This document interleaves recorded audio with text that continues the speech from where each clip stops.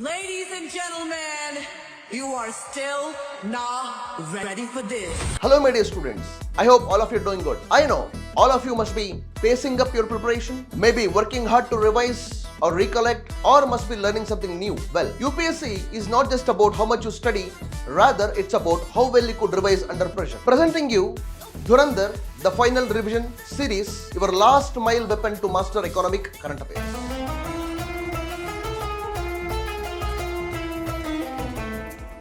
Well, it has nothing to do with the movie Dhurandhar.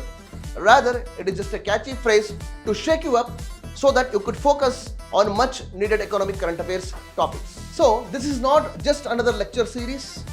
Rather, it is a well-researched video series by analyzing PYQs, presenting you with high-yielding topics to help you for maximum recall with the minimum time. If you are serious about upcoming UPSC Prelims examination, you can't afford to miss this series. And I promise you that I will not waste your precious time.